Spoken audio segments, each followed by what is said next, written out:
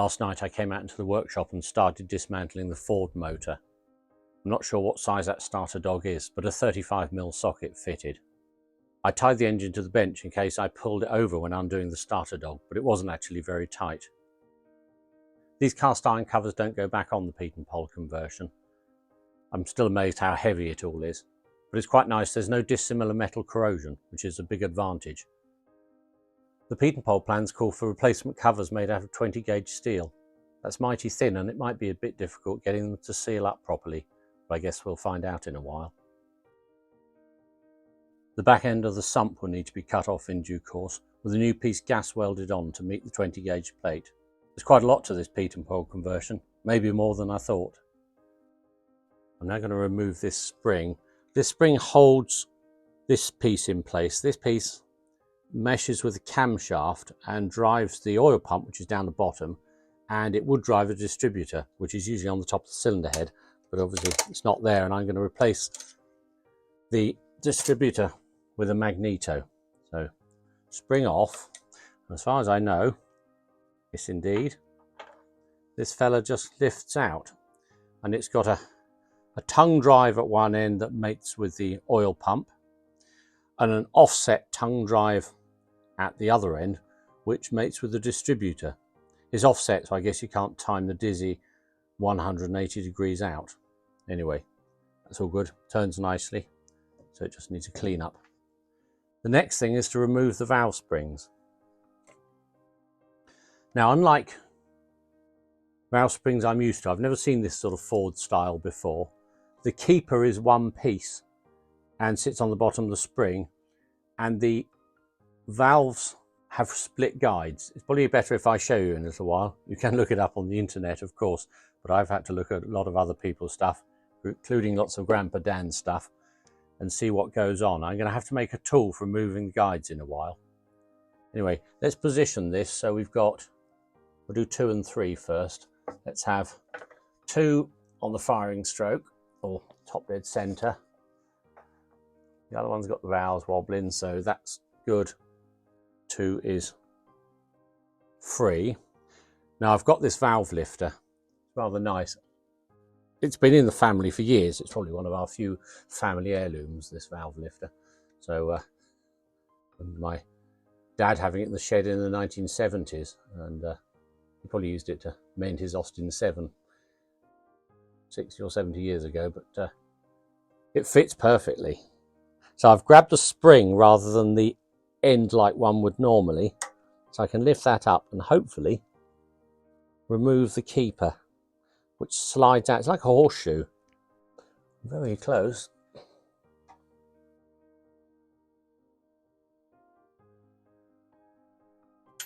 There we are. So that's a valve keeper. I think if you're a Model A sort of chap, you find that all quite normal. Most of us have most of us in the UK, we're used to a ring with the 2 collets that go in. There, so that's the valve up.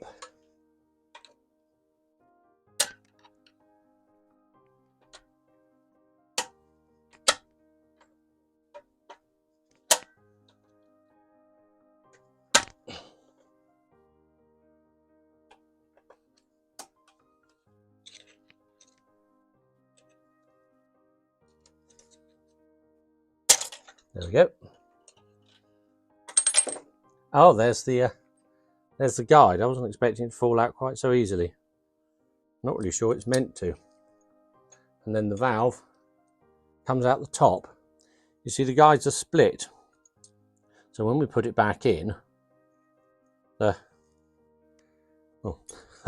thought it was going to be really difficult to put together. Obviously, when we put it back in, we put the valve down in like that. We put the guides around the valve, they go up in there, and I suppose the spring pushing upwards, once the spring is wiggled into place, holds the whole shebang in. It's quite clever, actually. I thought I was going to need a tool to knock these out. I'm not convinced I won't for some of them, but that was an inlet valve, so it's possibly not as caked in muck as some others. I just removed the keeper and spring from this exhaust valve, but not surprisingly, the guide is stuck in quite firm. Fair amount of play on that valve. Not bad enough, I'm going to change anything. The seat, surprisingly, looks pretty good. In fact, none of the exhaust valves are showing that kind of, you know how it is with an exhaust valve. If you've got a burnt valve, it usually has an area on it where the colouring is completely different to the rest of the valve. On these, the colouring is fairly concentric, which suggests the valves have been seating quite well. Nowhere's getting particularly hot. I'll just clean this inlet valve up and put it in front of the camera here.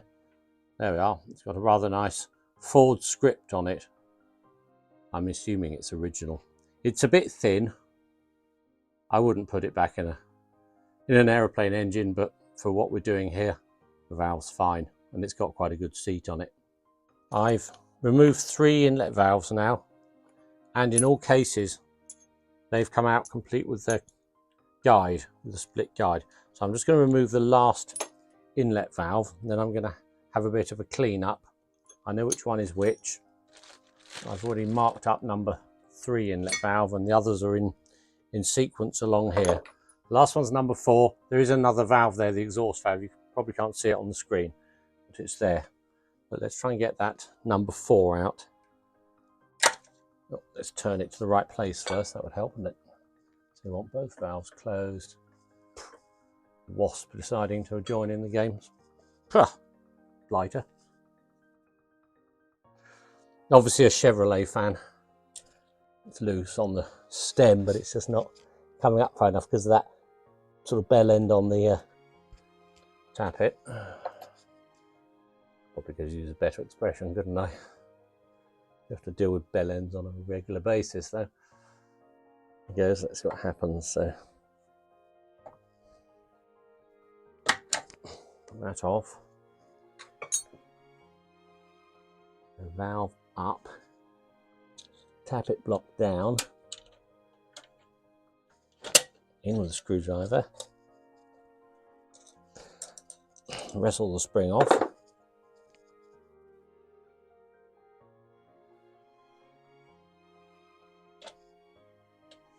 Swine. Oh yeah, there we go. And the split guide falls out again. So that's all the inlet valves and guides out.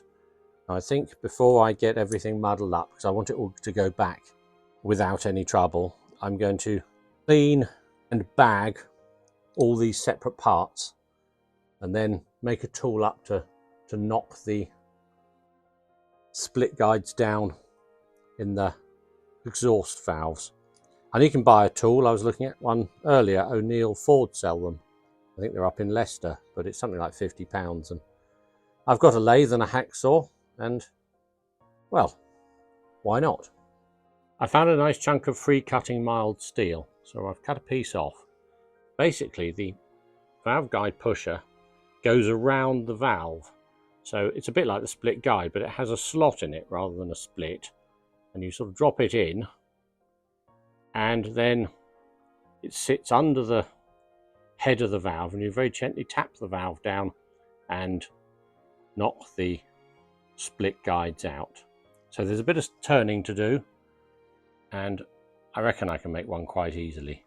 So the first thing to do is to drill each end with a center drill, and then drill the whole thing through the diameter of the valve stem plus a few thou. I'm sure I'll find a drill that's about the right size. It doesn't need to be particularly accurate. I don't want it to be very loose, but if it's sort of 10 thou bigger or something, that would be perfect. Here's the completed tool. The valve stems are actually 5/16 diameter, so I drilled it 5/16 and then cut a slot in it and filed it out. Took a little while. This lesser diameter here is just a little less than the outside diameter of the split guides. So let's try knocking out the split guide on number 3.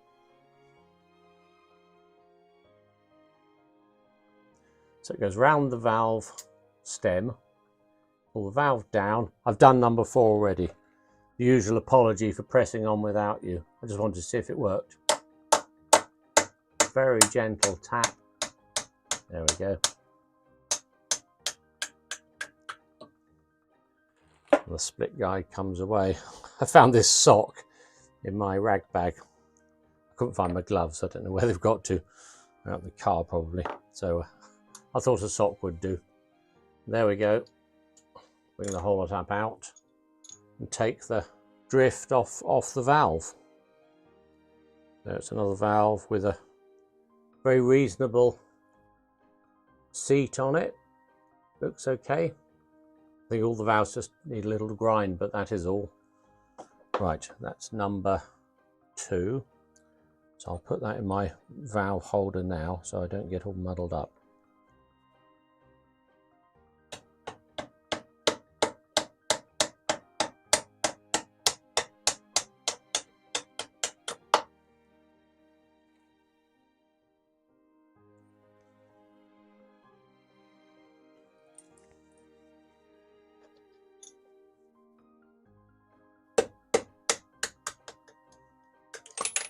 There we go.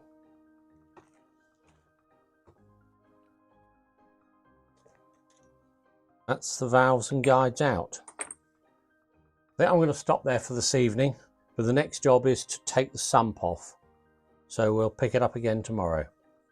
I want to start on the bottom end today. Last night I took all the bolts out from the oil sump or pan, and I toyed with the idea of putting the engine on its side to take the crank out. But of course, there's still a certain amount of oil in here. This here is the indents that hold the dipper pan in, because of course this thing is splash feed, and so as the crankshaft rotates that way, there's a sort of little finger on the bottom of each conrod that dips into the pan here. It's one of the many things that has to be modified as per the Pietenpol drawings. And of course that's still got a certain amount of oil in it, and this oil's pretty horrible, it's very smelly. So I thought if I attach the strop to the crankshaft, I've actually got it to the crankshaft at the back and round the thrust bearing at the front, and a D-ring round it here so it can't tip over. With all the bolts out, I should be able to lift the engine up and take the pan straight off the bottom and pour the rest of the oil into a suitable container without making lots of mess.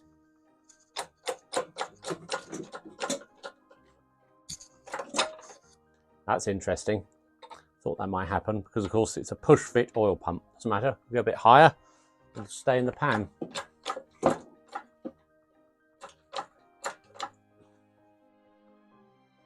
Excellent, there we are.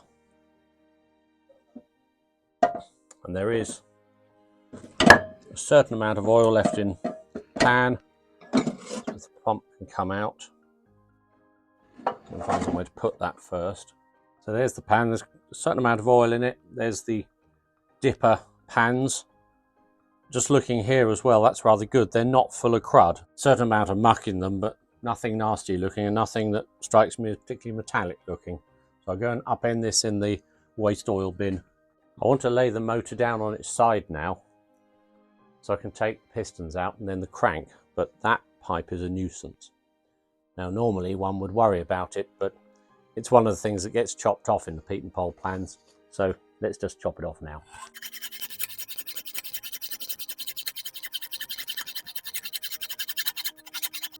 There we go.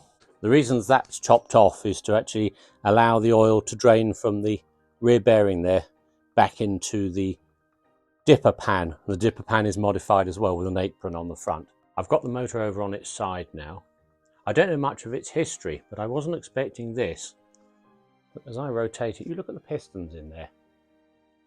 They are brand new, absolutely new. If I look right in, there's no carbonized oil under the piston crowns or anything. Those pistons have done very few hours or miles since they were fitted. I can see some cross hatching at the bottom of the bores. Of course, the top of the bores were very shiny. I think this engine was parked up at some point, probably during the Second World War, of course, when so many motor cars were parked up for several years, because there's a little bit of corrosion damage on the bores. Nothing nasty, but as I pointed out before, the bores were really shiny at the top, and I think the smoking that the previous owner said happened was because this engine has never been run in properly, i.e. thrashed. I've removed all the split pins from the big ends.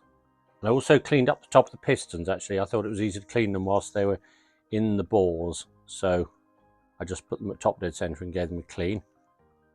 take this cap off. So good look in there, not a lot wrong with that, don't think. Are there any shims? That's the other question. The nuts were jolly tight, that's for sure. No, there don't appear to be any shims. So how's the crank pin looking? A little bit of marking on it. It's actually looks slightly corroded there, but that looks old and probably been cleaned up. Anyway, looks all right. Other half looks all right. Let's pop the piston out and see how that is.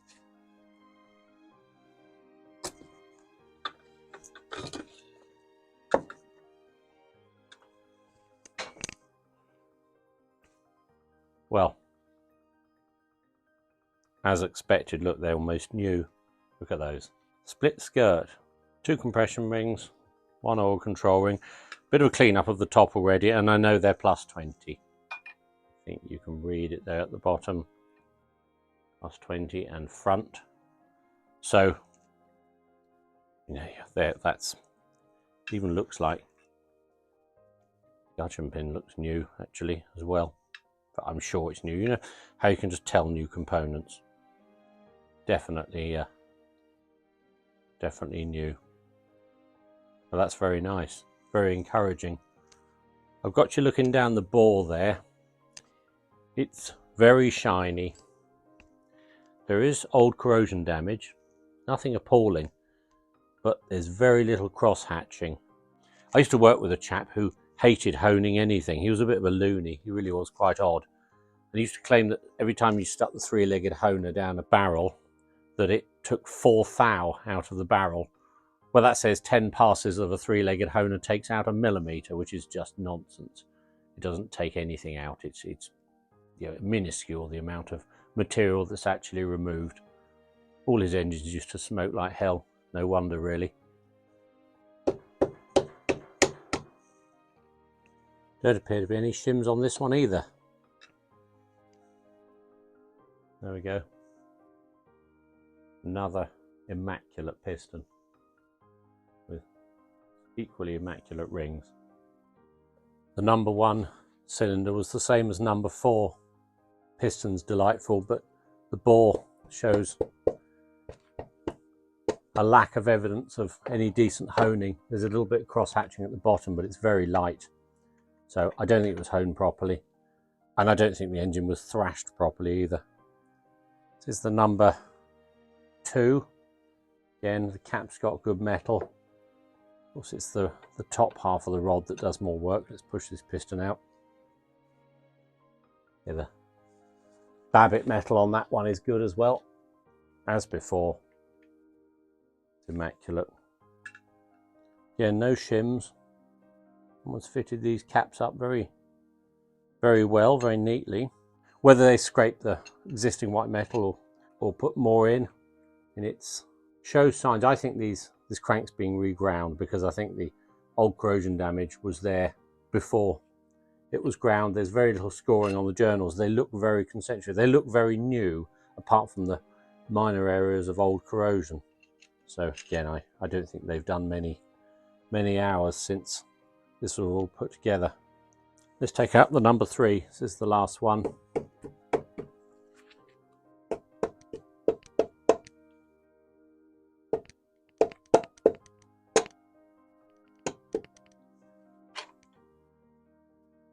I think we know what to expect.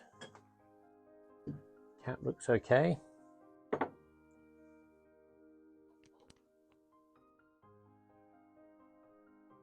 Yep, journal, or the Babbitt looks okay on that number 3 rod. So let's push her out as expected. No shims. And yeah, well, just as we found with the others. I certainly wasn't expecting to have an engine that was quite so good, to be honest. I was expecting something that we might be able to get running as a ground runner, and you know, we could have taken all manner of liberties with, but basically this motor is very good. The camshaft should come out this way. If I slide it carefully on its gears, I'll push on the end there. It's got 5 bearings, the camshaft. I thought some Model A's have 3, but I'm not an expert, so maybe someone can tell me which is which. See, I don't think the bearings are lined. I think they're just straight on the cast iron, which is perfectly adequate. And most BMC A series engines are like that, as I recall. There we are. There's the cam. Come around this side. All the lobes look fairly equal. There's a bit of old corrosion damage on it.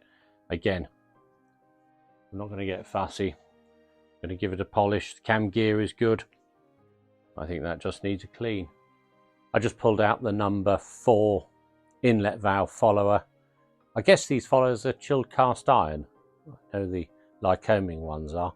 Of course, the Lycoming ones are dreadful things. They sit at the top of the crankcase there, and unless you run your Lycoming very regularly, they suffer rather.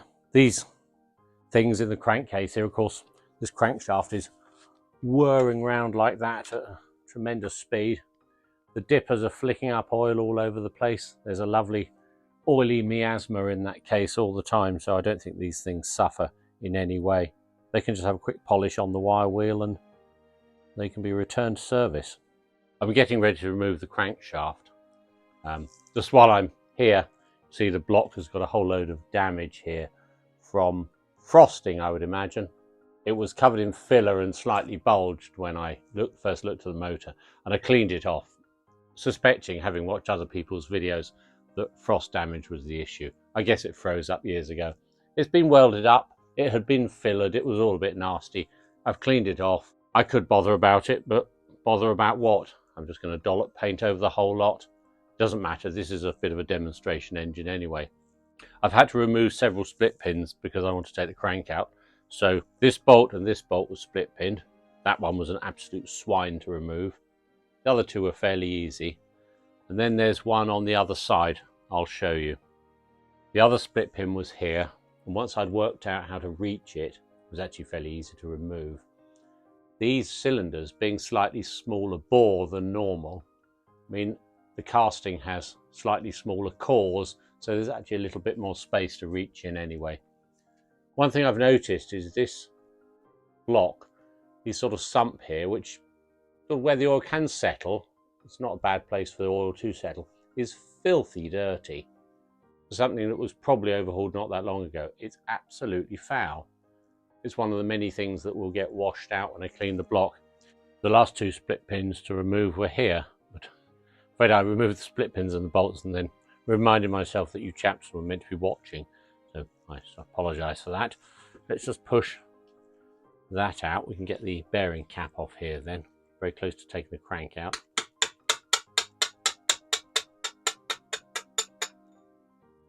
So let's see if that will knock off. Yes. Again, a slightly rusted journal, but there's the bearing cap. Yeah, not as good as the big M bearings, but I think it's okay.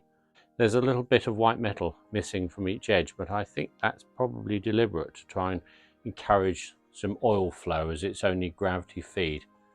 Anyway, I'll take the last bolt out and we'll just let the crank out carefully.